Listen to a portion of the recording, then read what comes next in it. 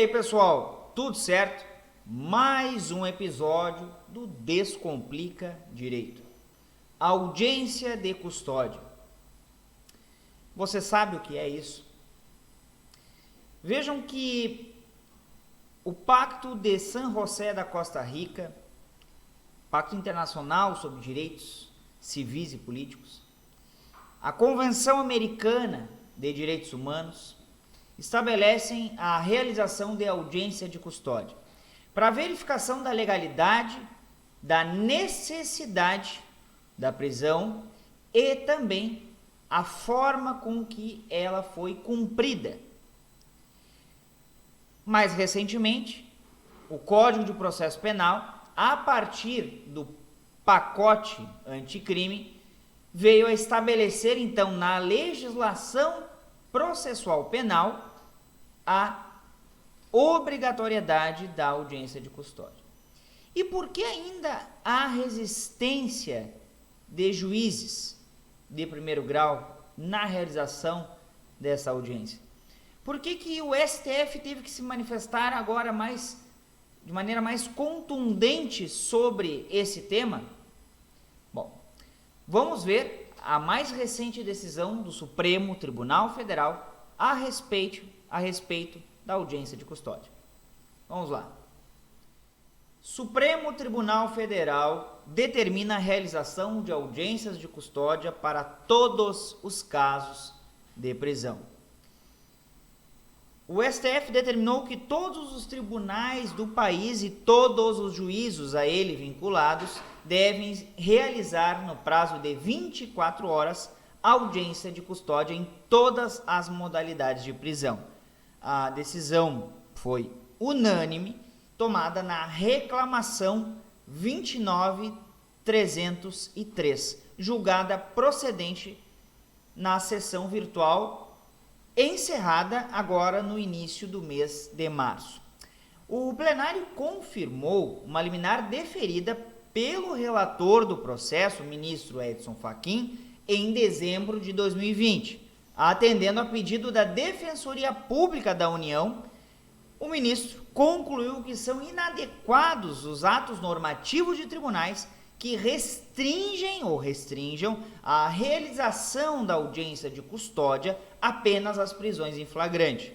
A seu ver, a matéria exige uniformidade para evitar discrepâncias de tratamento em todo o território nacional, independentemente do estado da federação em que tenha ocorrido a prisão.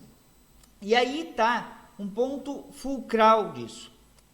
No Rio Grande do Sul, por exemplo, muitos juízos, muitas comarcas e, obviamente, varas criminais tinham a ideia, os juízes tinham a ideia de que apenas nas prisões relacionadas à auto de prisão em flagrante que a audiência de custódia deveria ser realizada. Embora houvesse essa decisão do ministro Edson Fachin em 2020, ou desde 2020. Porém, estavam fazendo de forma diferente. Ao votar no mérito da reclamação, o ministro Fachin explicou que a realização das audiências no prazo de 24 horas devem englobar, além da prisão em flagrante, as prisões preventivas, temporárias, preventivas para fins de extradição, decorrentes de descumprimento de medidas cautelares diversas, de violação de monitoramento eletrônico e definitivas para fins de execução da pena.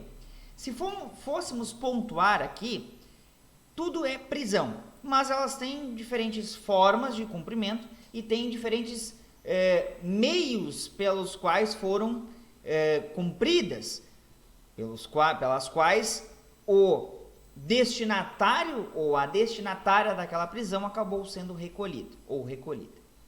Por quê? Ele diz ali, evidentemente, na prisão em flagrante, as prisões preventivas, e aqui a gente poderia, modo geral, abarcar na questão das prisões cautelares, as temporárias, e aí as preventivas para fins de extradição, quando se tratar de estrangeiro residente no Brasil, decorrentes de descumprimento de medidas cautelares diversas E aí, evidentemente, quando impostam a medida cautelar descumprida, de violação de monitoramento eletrônico, e aí quando o submetido, a submetida está sob monitoramento eletrônico, e definitivas para fins de execução da pena. Aí também quando então já está no período, no passo, naquela parte de execução da pena. Outro ponto observado pelo relator foi que o pacote anticrime, que é a 13964 de 2019, torna obrigatória a audiência de apresentação, estabelecendo o procedimento a ser adotado e as sanções decorrentes da não realização do ato processual. Nesse sentido, as normas internacionais, como já dissemos no início do vídeo, asseguram a audiência. Convenção Americana sobre Direitos Humanos e o Pacto Internacional sobre Direitos Civis e Políticos, que é o Pacto de San José da Costa Rica, não fazem distinção a partir da modalidade prisional. E aí o professor Auri, inclusive, recentemente fez uma publicação sobre isso, e tem toda a razão.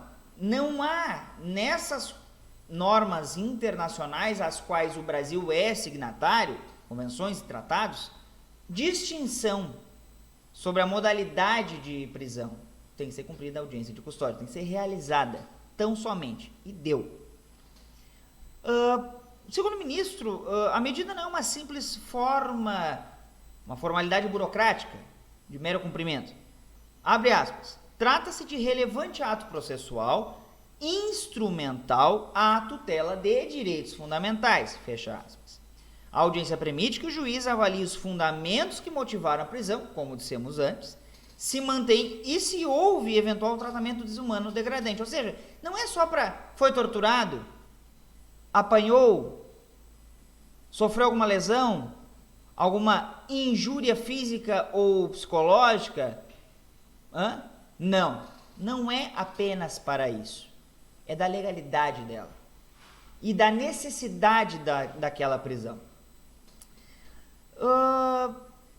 O ministro pontua também que devem ser examinadas as diversas condições da pessoa presa.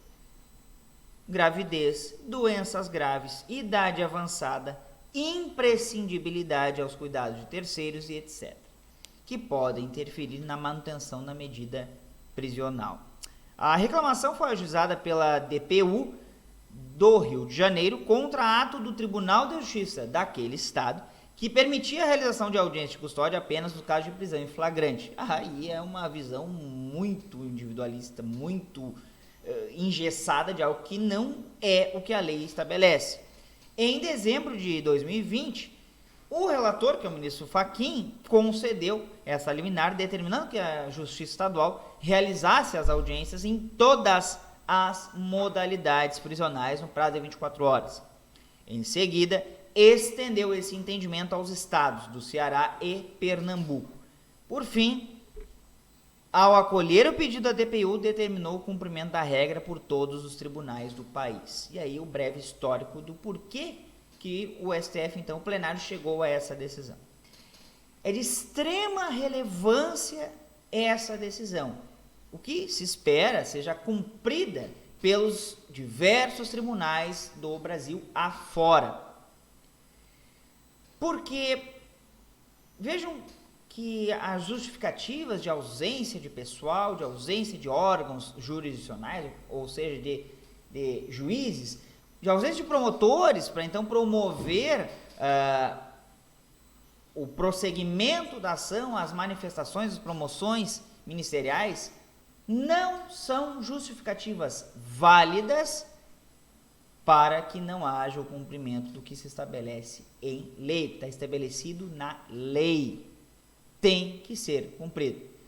Talvez isso fosse atenuado se os juízos de garantia, que tem previsão também no pacote anticrime, que estão lá, essas previsões, está lá no CPP, com aplicabilidade suspensa desde 2020, talvez isso atenuasse esse problema, porque seria aí, em alguns casos, de competência do juízo de garantias e não do juiz do processo comum, do rito comum, analisar esse tipo de situação processual. Importante decisão que se espera seja cumprida. Certo, pessoal? Não se esqueçam de se inscrever no canal, deixa teu like, ativa o sino para receber notificações de novos vídeos, comenta e compartilhe o conteúdo. A tua participação é de extrema relevância. Nos siga lá no @descomplicadireito01 no Instagram, bem como no formato podcast, no Spotify e em outras plataformas de áudio e música. Se inscreva também no canal do Telegram, cujo endereço consta aqui na descrição do vídeo. Então acessa lá o link. Certo? Era isso por hoje. Um abraço a todas e todos e até mais.